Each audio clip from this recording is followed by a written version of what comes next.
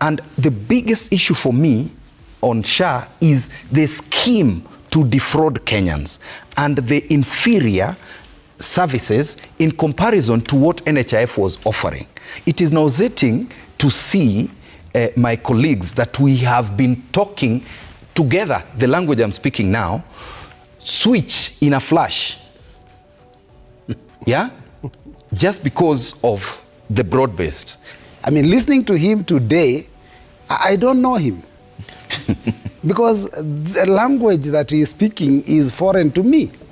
Because he is completely, painted a very rosy picture of a regime that is completely a failure in terms of keeping of their promises. In fact, our youth are living in fear. There are so many of them that do not even know whether they can share a message online or not. Because the kind of venom with which he has stamped his authority over the youth in the use of social media space is incredible. And so many of them have been killed. Now, on to, again, SHA.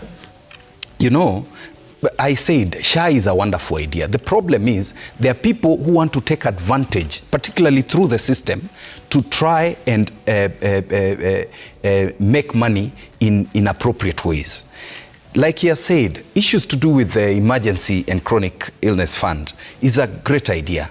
We have the primary healthcare, which is where mainly we need to do a lot of review, particularly on the amounts that can be spent on certain things. Do you know, as we speak, Trevor, a household can only spend per year 3,000 shillings on dental. A household. They can only be able to spend 2,000 shillings on optical. They can only spend 3,000 shillings on, let's say, diabetes testing. And chronic illnesses like obesity have not been catered for in this particular fund. So it has issues. And the biggest issue for me on SHA is the scheme to defraud Kenyans and the inferior services in comparison to what NHIF was offering, whereby we are collecting double the amount NHIF was offering and giving inferior services. Those are the areas that I have a problem with. The other thing my senior here has spoken about is about the manifesto that we made, a wonderful manifesto that we made. We need 2-3 hours for me to take you through what the manifesto said and how we intended to actualize it. Yeah? We did not anticipate shortcuts for individuals to self-seek, especially in business, in terms of business opportunities, through the housing scheme. And again, it is the same president that consistently said, we are not going to tax Kenyans anymore. And that is why Kenyans have nothing to spend. Okay. And we say inflation has gone down, all this, but all that is because nobody has power to spend. Okay. Yeah. Right. While we appreciate that the cost of food has gone down, and we hope this drought that has happened will not affect the production. It is nauseating to see my colleagues that we have been talking together, the language I'm speaking now, switch in a flash. Yeah? Just because of the broad-based. The consistency, are you telling me 3, 4, 5 months ago, they did not see the things we are talking about? Because I have been with Honorable Jared Okello in this studio, and he was speaking the language I'm speaking. Yeah, I would forgive. I would forgive Honorable Nyamita, who has been consistent. Yeah. Honorable Nyamita has been consistent in his support for this government. Okay. But it is really nauseating the entire nation that the opposition can now start singing Hosanna like the gentleman in Canada keeps saying, yet they know what Kenyans are going through. Okay. Why would Kenyans hate this government so much if it has met 10, 20, 30% of the promises they gave? Why would we have this kind of hostility against government across the country? Okay. Yeah? And again, I want to warn Kenyans. I want to warn Kenyans. Please do not allow these politicians to create enemies for you. there's a scheme by some leaders to create Rigiji as the enemy of Kenyans so that they don't actualize the promises they gave Kenyans and start saying Rigiji is our problem. Yeah, I personally did not like how Rigiji used to behave. I like him now. I actually love Rigiji because he's telling us the truth about what was promised to Western Kenya, what was promised to Coast, what was promised to all these people. He's the one who has told us the housing project is purely business. From cement, there are people who are making commissions. Steel, people making commissions. Sale of the houses, people are making commissions. He's the one who is exposing the rot in this government. And I agree with him that sometimes, even me, I have bloggers that I tell, can you post this? Rigiji, that time when he says, indeed, he was being asked to say the things he said, I forgive him. And now where we are today, we are asking him to continue telling us the truth. And we tell Kenyans, do not allow Kenya Kwanza and their new friends to create an enemy for you. Is he now the liberator of Kenyans? He's not the liberator. He's telling us the truth. The liberator are Kenyans themselves. They've said this regime must go. All right. And it will definitely be going. You know, we are living in unprecedented political times. You know, listening to my colleague and very good friend, the Honorable Jared Okello, whom I am privileged to serve in the same committee.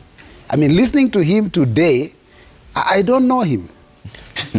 Because the language that he is speaking is foreign to me. Because he is completely, painted a very rosy picture of a regime that is completely a failure in terms of keeping of their promises. We are beyond 50% or around 50% of their term in office. Al Jazeera recently hosted the majority leader. And it came out clearly that only about 5% of their promises have been kept.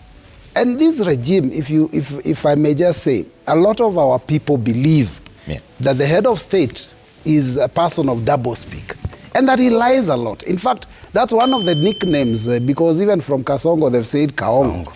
I mean, there is a belief that he lies a lot. Now, let's talk about my observations.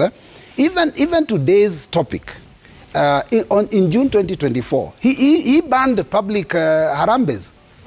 On Sunday, this last Sunday, he was giving 20 million in a public church.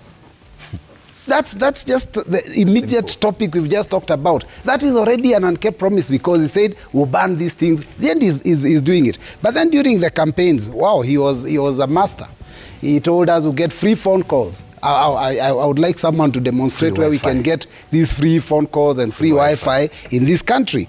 He talked about that there will be no demolitions. In fact, he's very good at giving these stories. You know, people are coming from work, you find your sufuria floating because they've been thrown out by somebody who was demolishing your home.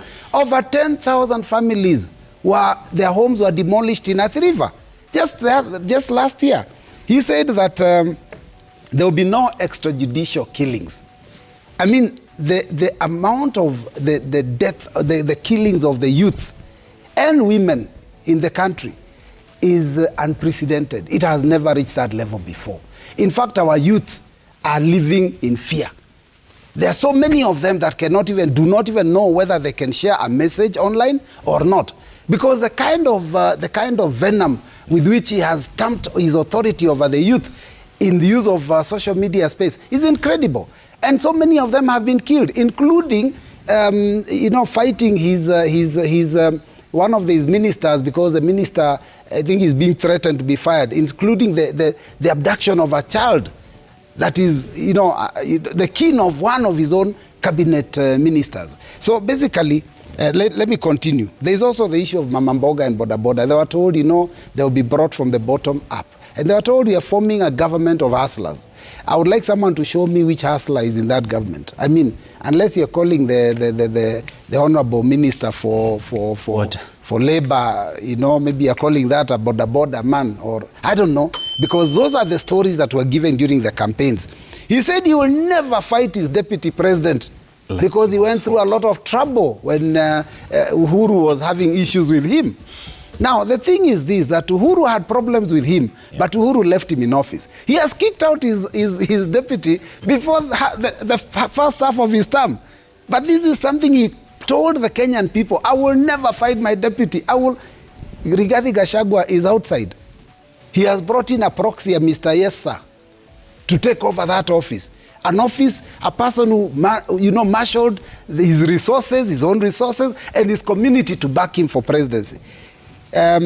He says education will improve. All of us are aware that schools are closing early in Kenya because either the capitation is not enough or many times it comes and it is delayed. And you know that the university funding model has failed. That one was thrown out by the courts. But that is all part of what he had promised that he would improve, but he hasn't done that. Taxation, if you remember some of the things he talked about, taxation on fuel. One day he called a press conference. He had all these members of his team lined up behind him. And he really read through the number of tax elements that are contained in the price of fuel in Kenya. Yeah. And he said, why do we have all these? He has not removed a single one. If anything, as we sit here, he illegally increased the road maintenance levy by 7 shillings per litre. And fortunately, the prices of fuel have gone down internationally, so that is what has cushioned Kenyans. Now, I go on, that he said that there will be no more borrowing. In fact, he said, the government has been borrowing a lot of money. Not to forget, he was a deputy president for the period that he was complaining about. He was always a deputy president, always earning a salary, never resigned, never stepped aside.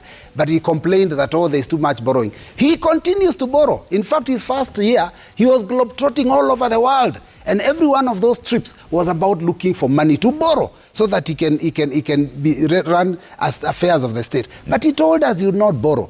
Now, I'm about to finish. He said that there will be no increased taxation. People are, and I remember him saying, munaongeza, hii ushuru inaongezwa kiholela holela, usiku na mchana. He came into office.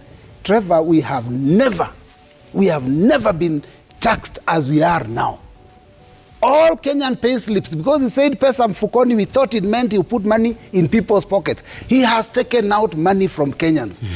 Everybody with a pay slip in this country is crying. The police are crying, the military are crying, teachers are crying, every one of us, including us as members of parliament, we are crying because he has put his hands in our pockets and taken everything he can. But he had told us that there will be no excessive taxation.